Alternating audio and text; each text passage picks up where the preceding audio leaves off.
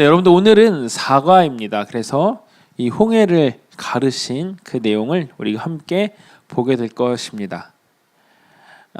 지난주 3과를 잠깐 복습해 보겠습니다. 유월절 이야기는 하나님의 심판과 구원을 아름답게 묘사해 줍니다. 또 하나님의 애굽에 경고하신 후 이 심판을 쏟아놓는 데서 심판의 엄중함을 볼 수 있었죠. 그리고 또한 백성을 진노에서 보호하시고 그들의 압제에서 벗어나 전심으로 하나님께 감사하며 경배할 수 있도록 대속제물을 주신 데서 은혜의 또 아름다움을 볼 수 있었습니다.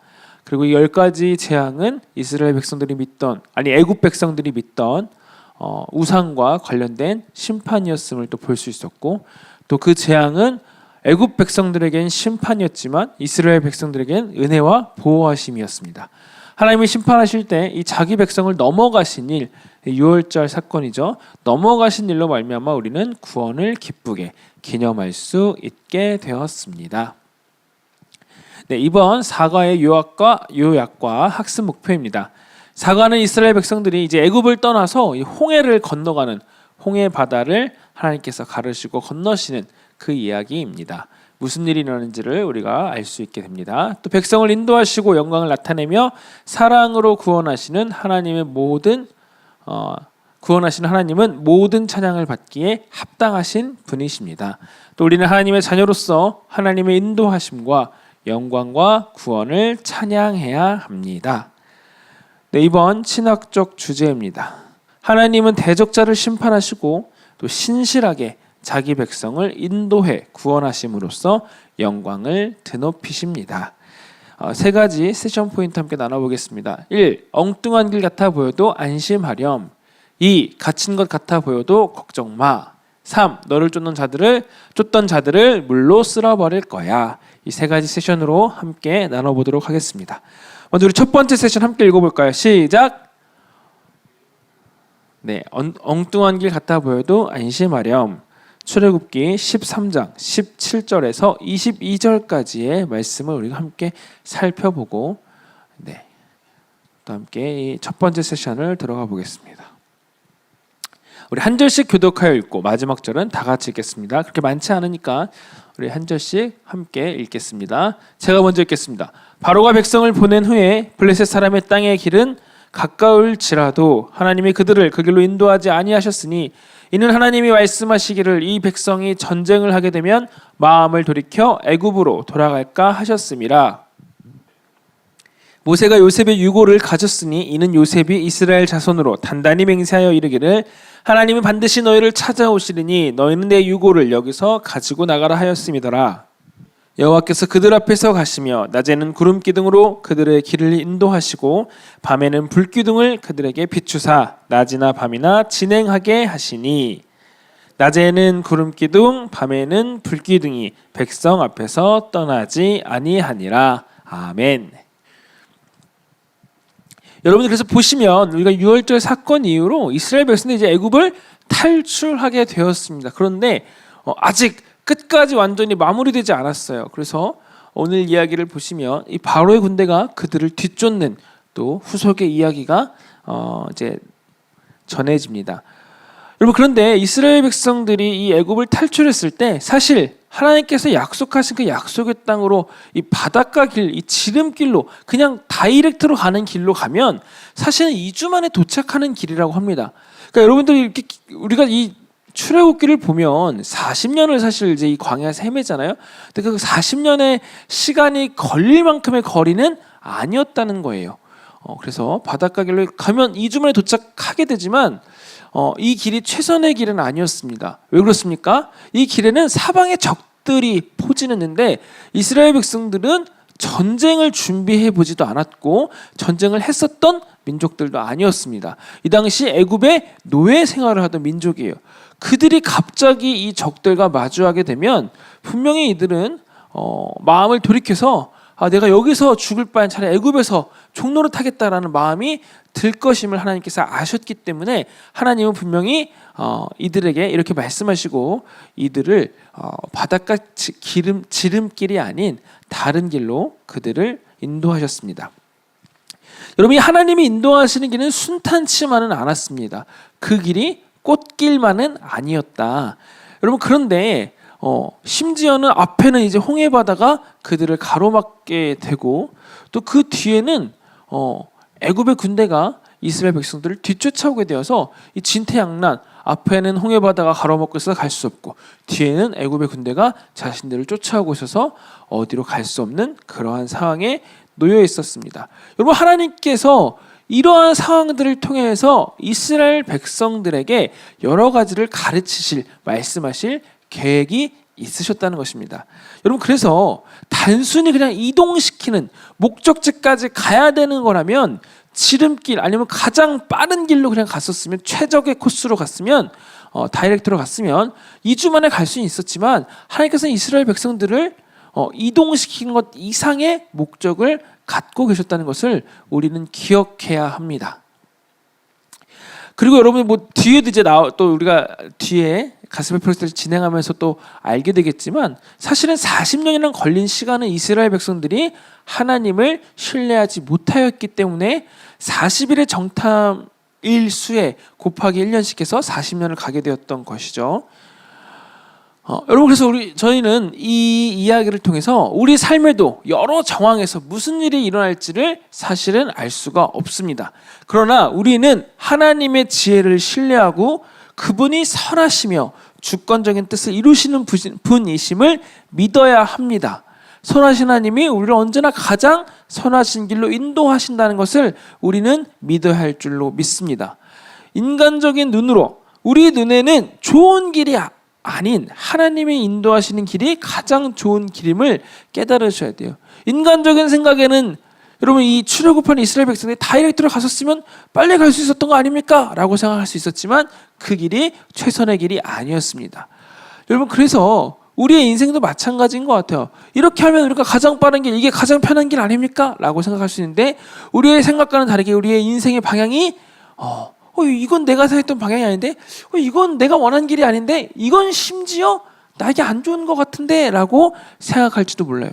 오늘 이스라엘 백성도 앞에는 홍해 바다가 그들을 가로막았고 뒤에는 애굽의 군대가 자신들을 쫓아온다는 이야기를 들었습니다. 어디로 가야 할지도 모르겠고 막막한 상황에 놓여 있게 됩니다. 그러나 하나님께서는 우리와 언제나 함께 하시는 분이시고 그 상황 속에서도 우리를 인도하시는 분이심임을 기억하시길 바랍니다. 찬양 가사 중에 그런 가사가 있어요.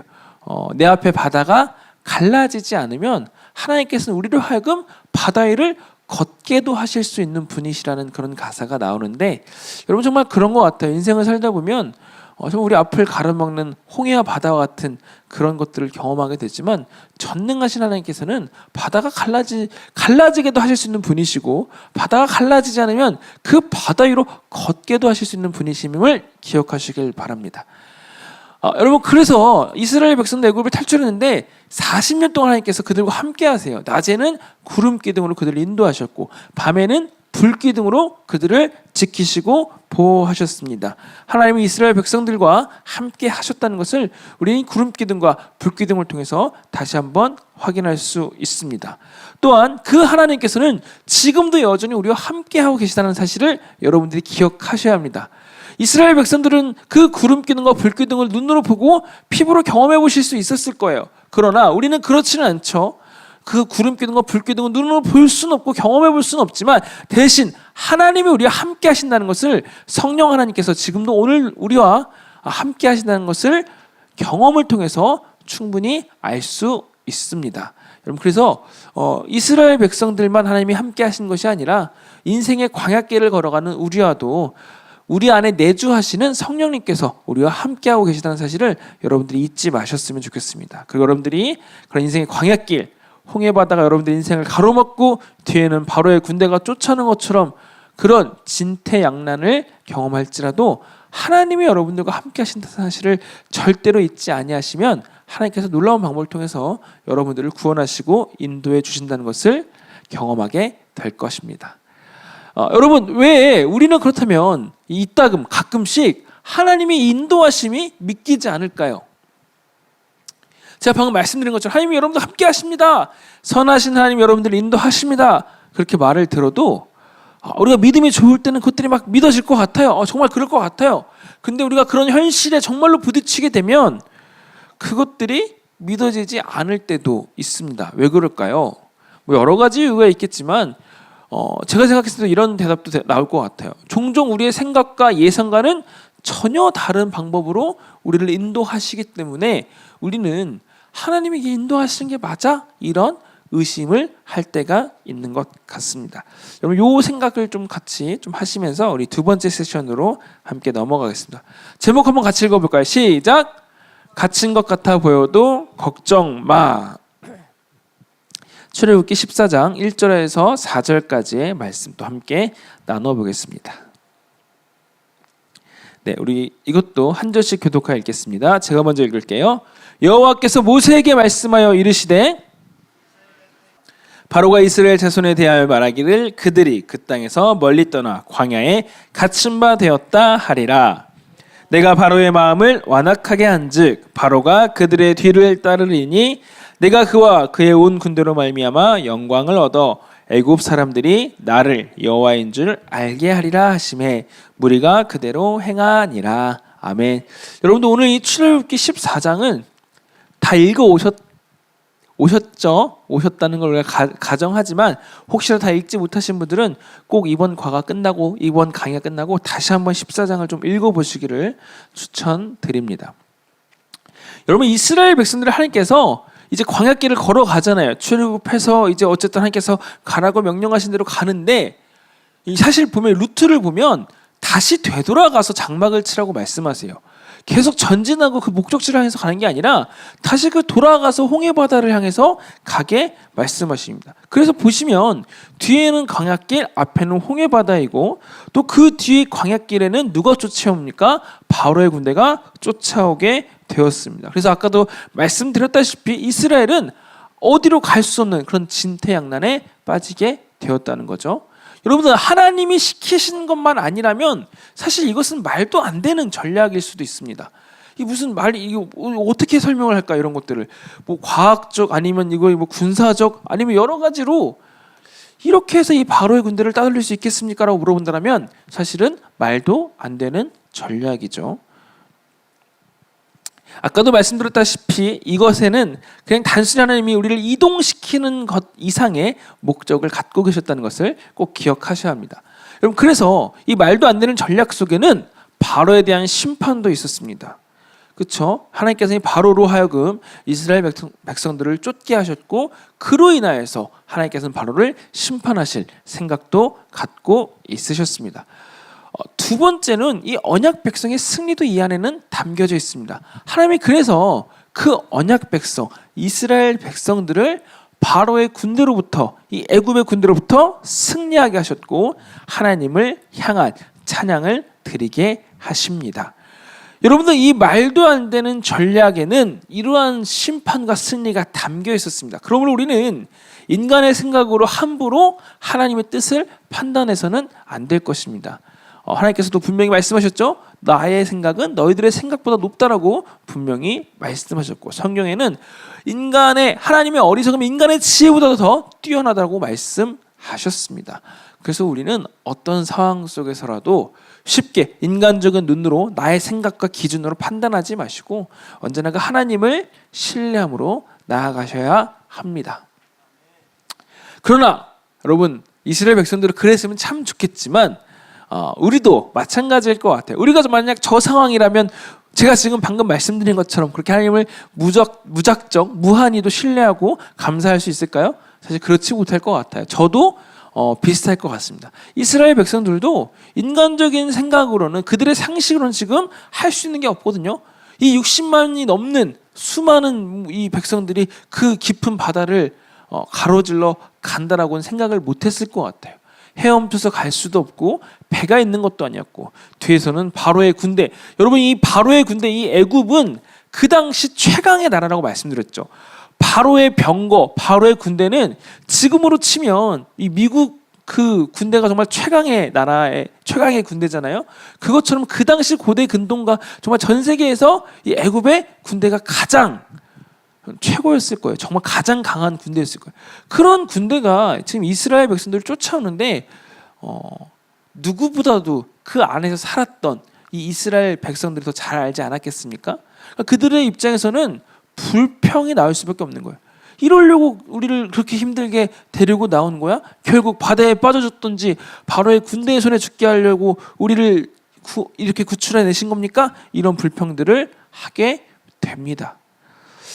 그때 하나님께서 모세에게 말씀하시고 모세가 이렇게 말합니다. 여호와께서 너희를 위하여 싸우시리니 너희는 가만히 있을지니라.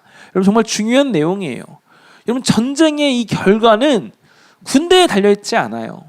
영적인 전쟁도 마찬가지입니다. 인간적인 눈으로 봤을 때는 내가 질 수밖에 없는 상황이고 우리의 원수 대적 마귀가 이길 수밖에 없는 상황일지 모르지만 이 싸움은 누구의 싸움이에요? 하나님께서 우리를 대신하셔서 싸우십니다. 우리는 가만히 있을지어다라고 말씀하셨어요. 여러분 주변 환경, 특히 이스라엘 군대에게 지금 보면 바다 군대를 보면 걱정이 싹 틀 수밖에 없습니다. 그 안에서 걱정 안 할 수는 분명히 없을 거예요. 여러분 하지만 하나님과 그분의 위대한 능력에 주목한다면 그때는 어떤 환경도 두렵지 않게 됩니다. 왜 그렇습니까? 언제나 하나님이 더 크시기 때문입니다. 여러분 아마 여러분들도 우리 또 이 강의를 들으시는 우리 모든 학생분들 입장에서는 아마 여러 가지 문제들이 여러분들 인생에 찾아올 것입니다. 그때에 그 문제들, 그 환경을 바라보면 걱정이 싹 틉니다. 여러분 너 뭐 어려운 예를 들 필요도 없어요. 여러분 대학교 문제 한번 생각해 보세요. 입시 한번 생각해 보세요. 대학 갈 수 있겠습니까, 여러분들? 이렇게 물어본다면 여러분들 막 자신감이 넘쳐나세요? 아니요. 어떻게 해야 될지 모르겠습니다. 걱정이 싹 트죠. 여러분 그럴 때 그 문제에 매몰되지 마시란 얘기예요. 정말 뭐 쉽게 말해서 대학교 못 간다고 인생이 끝나는 거 아니거든요. 하나님께서 여러분들에게 그 대학교보다 더 좋은 길, 더 대학교에 가는 게 우리는 가장 좋은 길이라고 생각할 수 있지만 대학교를 가지 않더라도 하나님이 여러분들의 인생을 더 좋은 길로 인도하실 수도 있어요. 또 내가 생각했던 것보다 하나님께서는 전혀 다른 길을 예비하셨을 수 있어요. 나는 이 학교에 가야지만 내 인생이 성공한다고 생각했는데 막상 이 학교가 아닌 다른 학교에 가게 되는데 오히려 거기서 하나님께서 나에게 말씀하시고 나를 통해서 하실 일들을 우리가 깨닫게 될 수도 있습니다.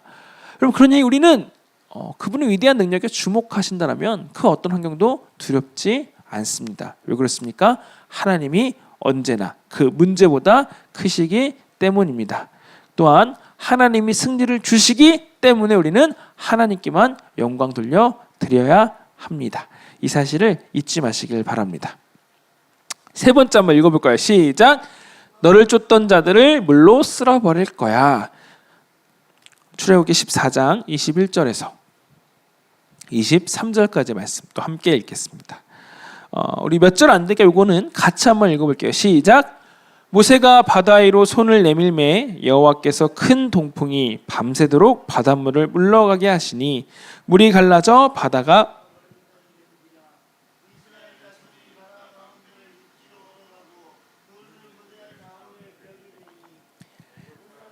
바로의 말들 병거들과 그 마병들이 다 그들을 추격하여 바다 가운데로 들어오는지라. 아멘. 우리가 잘 아는 이제 홍해 바다에 그 갈라지는 사건이 일어나게 되죠. 여러분 보시면 이때 모세의 순종을 우리가 볼 수 있습니다. 여러분 이스라엘 백성들이 모세를 향하여서 불평하며 원망할 때에 모세가 하나님께 기도합니다. 그때 하나님께서 모세에게 내가 그 지팡이를 들고 내밀면 내가 그 바다를 가르겠다라고 말씀하십니다. 여러분 이때 만약 우리라면 어떻게 할까요? 하나님 말도 안 되는 소리 하지 마세요. 이걸 어떻게 갈라요? 무슨 말도 안 되는 소리야. 의심하실 수도 있었겠죠. 근데 모세가 의심하지 않았습니다.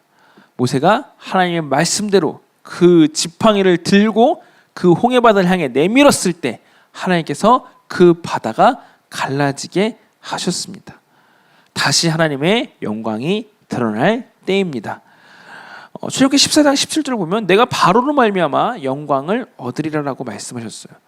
여러분 그래서 이 바다를 가르시고 이스라엘 백성들을 건지셨고 또 그들의 원수 또 그들의 대적 바로의 군대 애굽의 군대를 하나님께서는 물속에서 수장당하게 하심으로 인하여서 영광을 얻으십니다.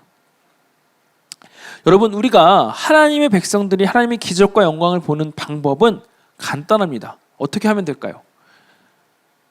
제가 하나님의 영광과 기적을 보고 싶습니다. 그럼 여러분 어떻게 하면 될까요? 하나님 말씀에 순종하시면 됩니다.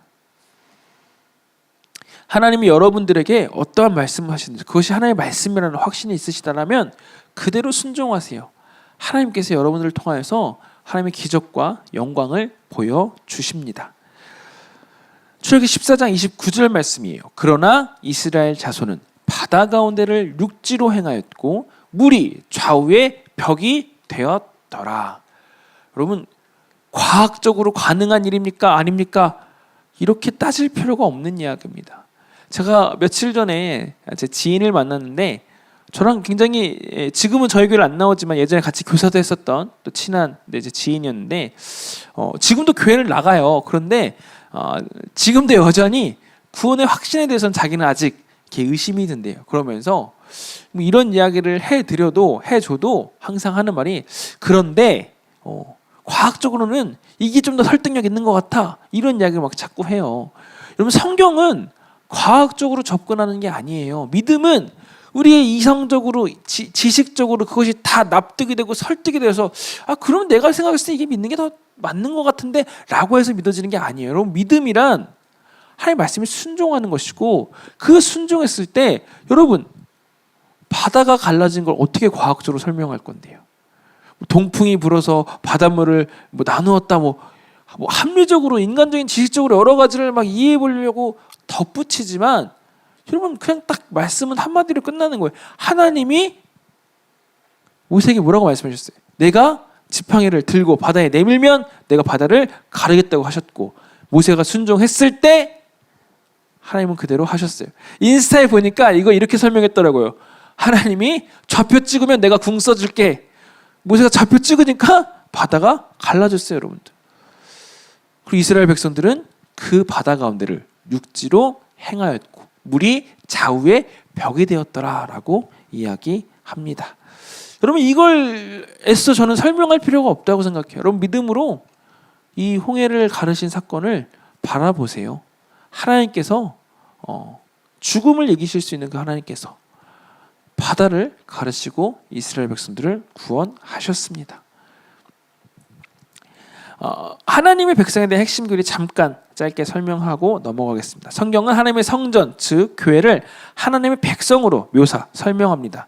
유대인과 이방인으로 이루어진 교회는 하나님이 그리스도의 대속적인 죽음을 통해서 세우셨습니다.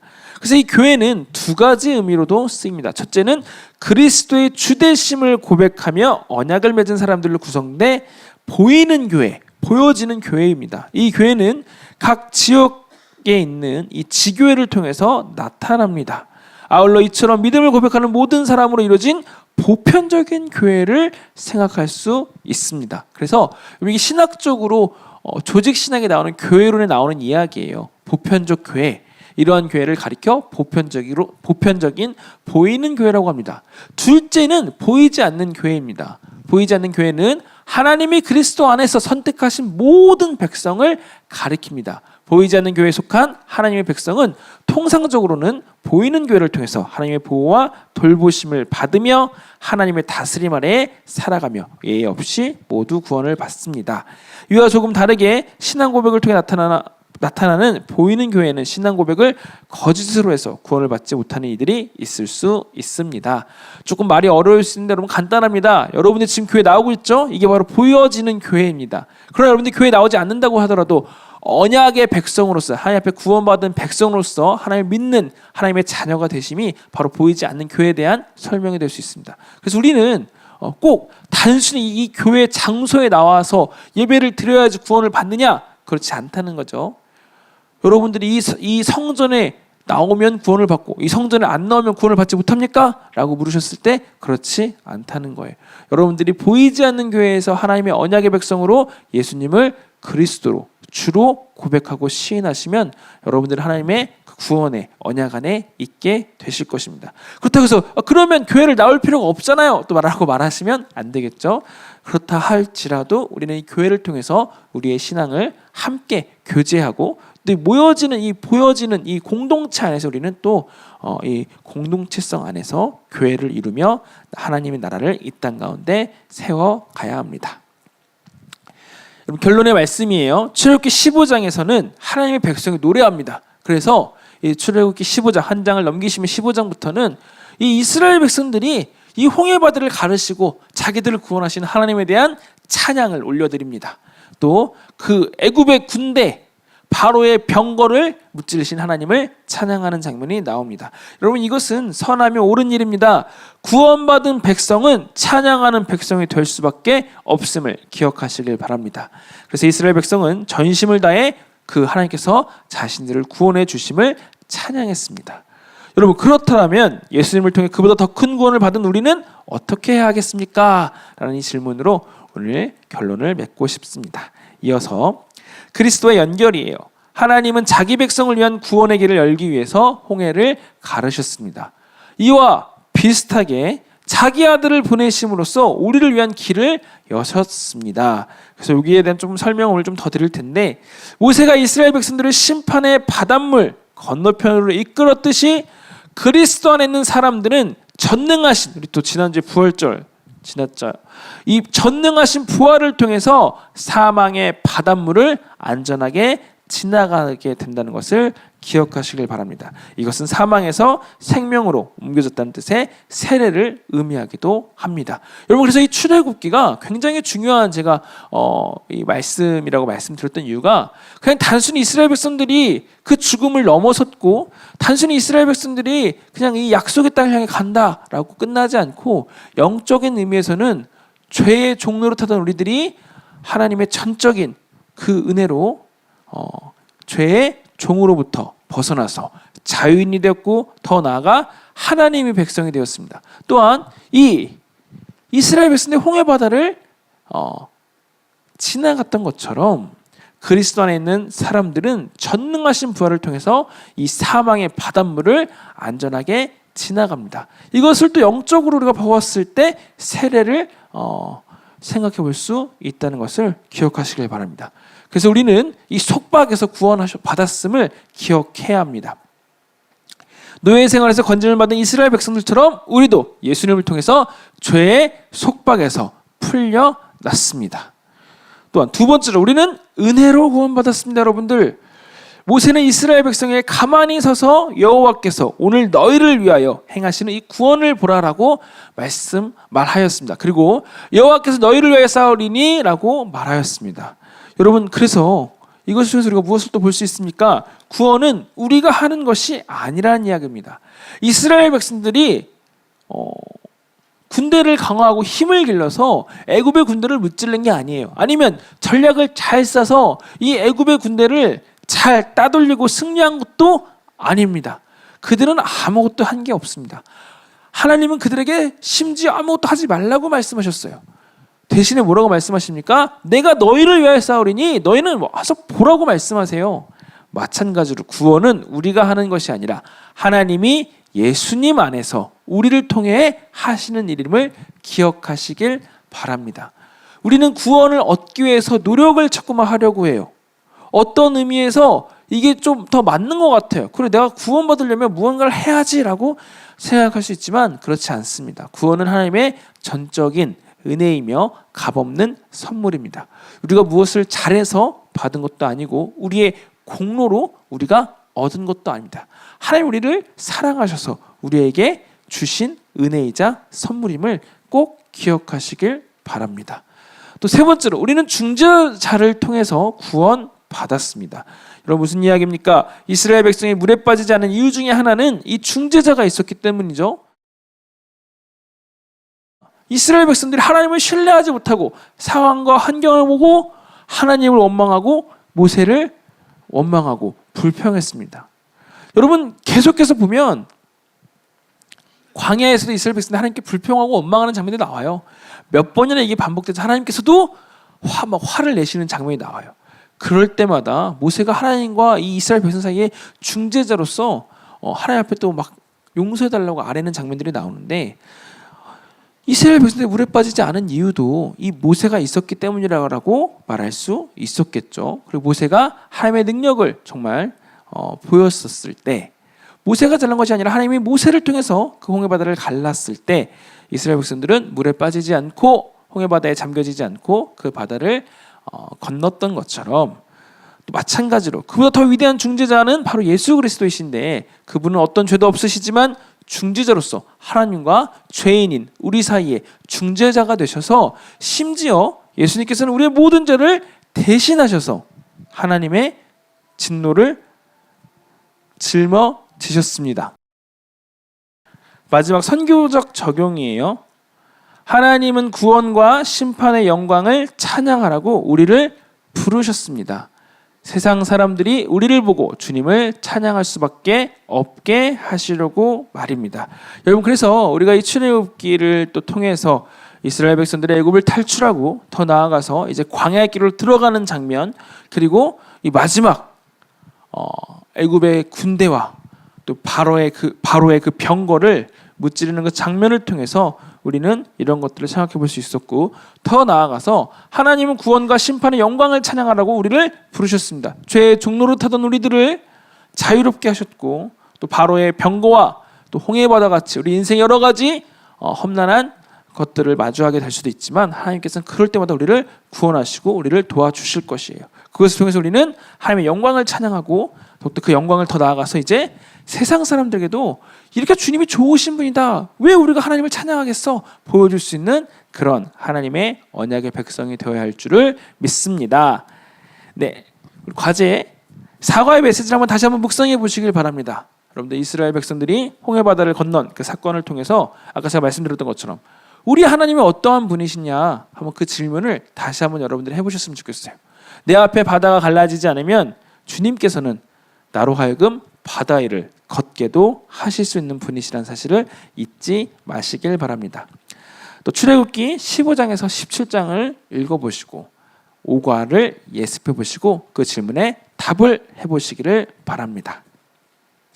우리 마지막으로 제가 기도하고 오늘 모든 강의를 마치도록 하겠습니다. 할렐루야. 사랑이 많으신 주님, 감사합니다. 그 홍해 바다를 가르신 전능하신 하나님을 저희들이 보기 원합니다. 하나님, 내 앞에 바다가 갈라지지 않으면 주님께서는 우리로 하여금 그 바다 위를 걷게도 하실 수 있는 분이심임을 믿고 고백합니다. 하나님, 우리 인생 가운데서도 홍해바다가 우리를 가로막고 바로의 군대가 우리를 뒤쫓아오는 그런 진퇴양난을 경험할 수 있게 되지만, 그럴 때라도 전능하신 하나님께서, 선하신 하나님께서 우리와 함께 하시고 우리를 언제나 가장 선하신 길로 인도하신다는 사실을 잊지 않고 믿음으로 고백할 수 있는 저희 모두가 되게 하여 주시옵소서. 하나님, 모든 것을 주님께 맡겨드리며 다시 오실 예수님의 이름으로 간절히 간구하며 기도드렸습니다. 아멘.